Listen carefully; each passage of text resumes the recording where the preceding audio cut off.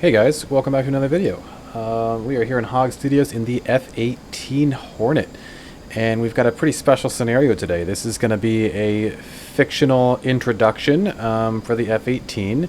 We are flying under Greek colors. This is a fictional library for the Greek Aggressor Squadron Poseidon, which may or may not be real. But in this scenario, we are one day after a tragic incident where a Greek vessel was being escorted by the Navy into Syrian waters. It was an exploration vessel. There was a huge mix-up, and whether it was provoked or not, Syria fired anti-ship missiles and severely damaged the vessel. And during search and rescue operations late yesterday evening, a Greek F-16 was shot down by surface-to-air missiles. So we are headed out to deconflict the search and rescue zone, but first off, we need to destroy some SAM sites that are over there so we can hit the anti-ship missiles. So we are on station, and because of creative liberties and the ability to make up whatever I want, we are flying this amazing blue Greek F-18 skin. Of course, this is a fictional scenario, but we're going to say, what if, Greece had F-18s and we could use them for seed? Now, F-16s are a perfect platform for suppression of enemy air defenses, but I'm just going to go ahead and give the F-18 a showcase in this scenario because I like it. So we are going to head over to the Syrian coast and suppress some SAMs.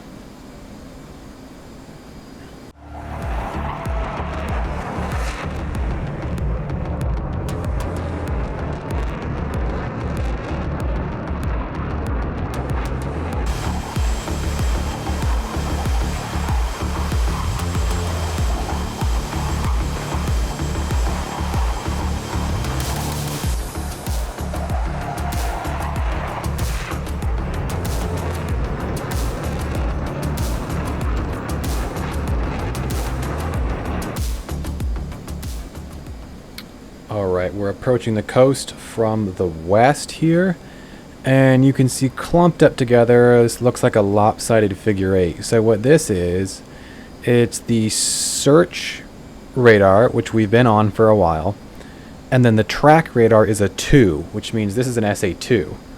I want to take both of these out, because if you can see here, these are the known SAM threats, and we have an SA2 here and an SA11 here. And I'm not too familiar with seed missions, so the differences between those two missiles are... I know the SA2 is a lot older, so let's go ahead, and we've already selected this as our sensor, point of interest. And let's see if we can... Okay, that's the search radar. That's the track radar. That's what we want to hit first. I want to try and hit both of them. Well, actually, we should shoot the search radar first. Okay, we're being locked up right now. Okay, so we are... How far away do you think we are? So we're about 40 miles away at 30,000 feet. So I'm going to wait until I'm in the threat ring, and then we're going to shoot a harm at the search radar. And then I'm going to transition to the track radar. And we're going to try and keep it engaged. So we're going to fly along the circle, lose some altitude, but stay close so that it will continue to engage us. And the missile will hone in on its radar signature while it's tracking us to blow it up. So it kind of requires us to get shot at. Okay, here's one. Off with the track radar.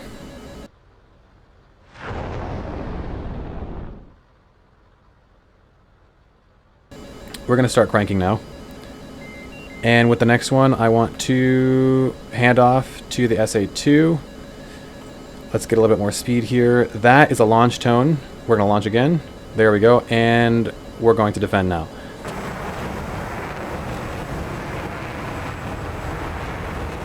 So, afterburner on. Actually, we don't need afterburner for this. We're going to fly straight down towards the ocean. We are supersonic now.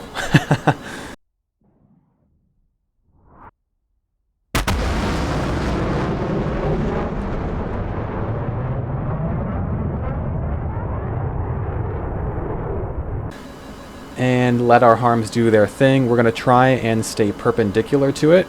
We're going to launch some chaff right now.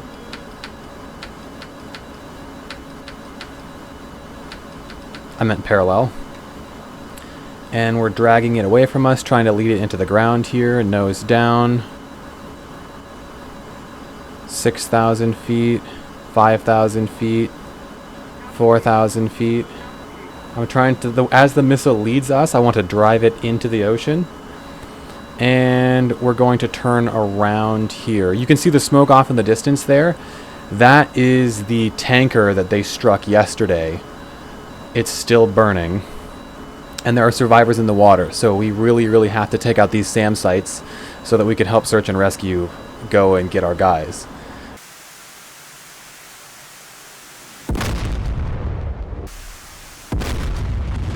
And we will know that those harms did their job in a little bit. Try to conserve fuel here because there's another site we have to hit. Let's pop back up.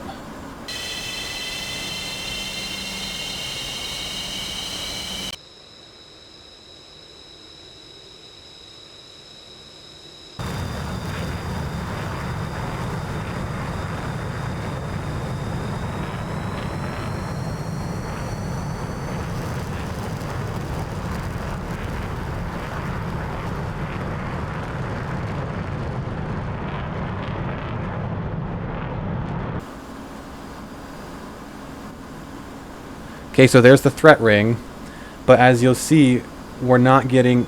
Oh. That's interesting. Okay, let's change gears here, because that 29, as I was just going to point out, we don't have any more SAM threats. The 2 and the S disappeared, so the search radar and the track radar are both gone. The launchers are still down there, but that's a MiG-29 or something in the flanker series, so it could be a Russian Su-27. But we are in a that is the ship that we need to be getting to, and I think they're pissed that we are interdicting their SAMs. So let's switch to air-to-air mode here. Okay, air-to-air master mode. I'm going to select my AIM-120s, like here. Okay. And I'm going to start searching for these guys in a track while scan. Let's widen it to a 4-bar search up and down. And 40 degrees here. And then let's see. Let's start close to the ground between 7 and 20. That's more than enough. Okay. So I'm going to pull my EW over here. Nothing on data link yet. Oh, we do have some unknowns here. Okay, let's zoom in. 80 miles. Okay, so there are at least 2 unknown contacts there, and we actually have them locked already, or at least they're on radar. So I'm going to narrow this. So the B here, 1, 2, 3, 4. These, as you can watch this arrow go up and down, that is degrees of elevation that we are scanning with our radar. So we'll get a quicker, a more updated read if we drop this to 2 bars, because we know where they are. So datalink says they're at 4,000 feet. So we're going to reduce our scan range between 1 and 14,000 feet. We know that we're head on to them. I'm going to set this to auto so that this will automatically center around them. If we lose the lock, we'll have to put this back in manual to find them. And I want to make sure I'm not an afterburner right now. We only have 2 missiles because this was not our mission. So I want to make sure that I engage them outside of the SA-11 site. And if they have any other... we're overflying the SAM site currently. So if they have any other pop-up SAMs, we're going to be in a really bad position. But I want to engage these flankers here. Okay, so AWACS has confirmed that these guys are hostile, or at least one of them. And they're climbing. So 9,000 feet.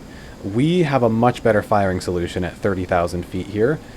So this is our probability of kill, and this is our no escape zone, and this is how it's too close to fire. So range out is 40 miles right now, which means they're pushing 30, almost 20 miles here. He's within range to fire, but I want to wait for a high probability of kill. I will fire at both of these guys at the same time, because I know that I can outrange the Syrian MiGs. Especially if they're MiG-21s. But no, they're not. It's either MiG-29 or maybe a Russian flanker here. Okay. So he's now at about 20 miles. Range 18 miles. We are going into afterburner. I'm going to drop my tank. Jettison my fuel tank right now. Okay, he's locking us. We are going to fire now. And I want to lock the next guy up.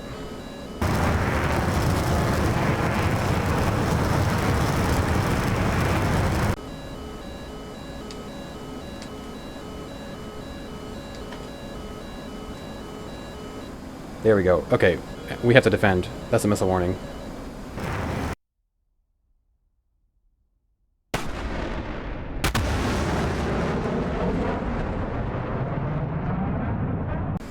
I don't want to break the lock too soon. We're going to try and provide guidance to our missiles while we're cranking because our radar has gimbal limits. Let's go ahead and drop chaff.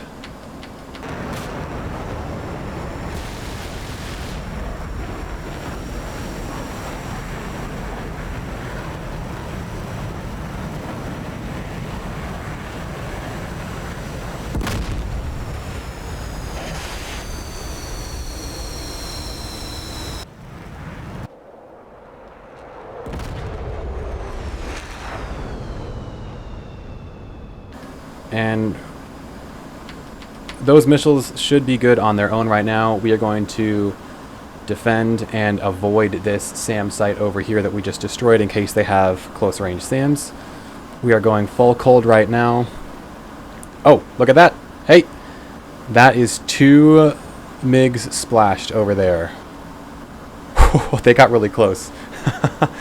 We can pull up now because they only have Fox 1s. Okay, 2 Syrian MiGs splashed. Let's continue with our mission. Okay, so here is the search radar for the SA-11. We should be able to target that, so we'll do our hat switch to the left to pick this monitor up.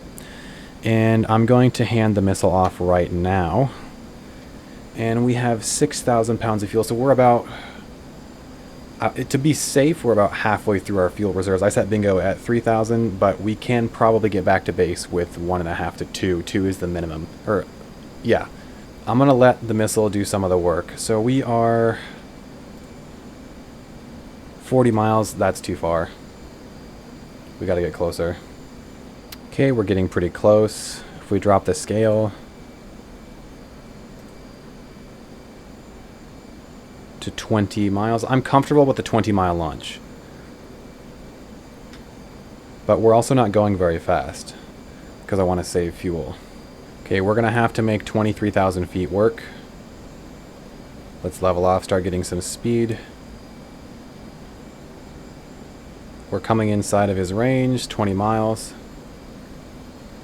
I'm going to go afterburner here to pick up some speed because we're a lot lighter. We're too... Oh, here we go. Okay. Locking us up, we are going to launch on the search radar right now.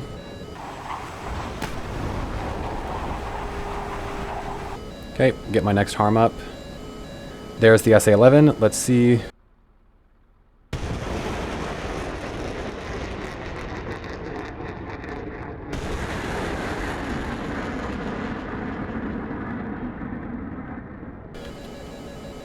He's launched at us, and Magnum, and we're going to defend.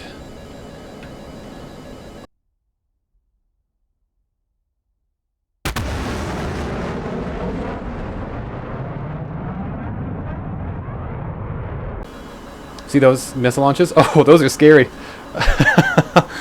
Come on, get closer to the deck. Oh, those are getting close.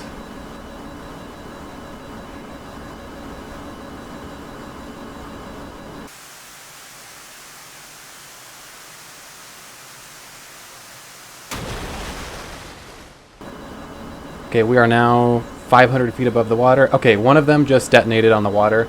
2 of them, both. Okay, those missiles are both dead. Throttle back a little bit. I want to turn in. I want to keep that radar on me for as long as I can. We are just right outside the threat ring.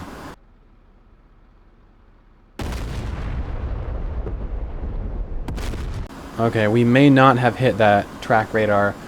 But I think we had a good solution on the search radar, so let's see. Yeah, so the track radar is still showing up. Let's head for home. We're gonna overfly that damaged oil tanker to let them know that they have air cover and we're coming for them.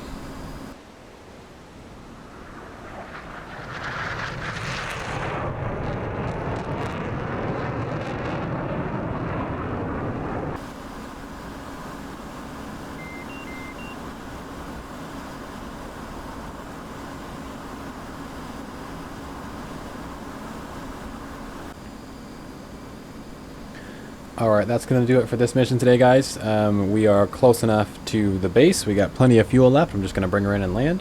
I promise I'll be posting some more World War II dogfights up, since that was the overwhelming majority of interest in the poll. But go ahead, and I wanted to introduce the F-18 first. This is my favorite module in all of DCS. It's the one I know the best.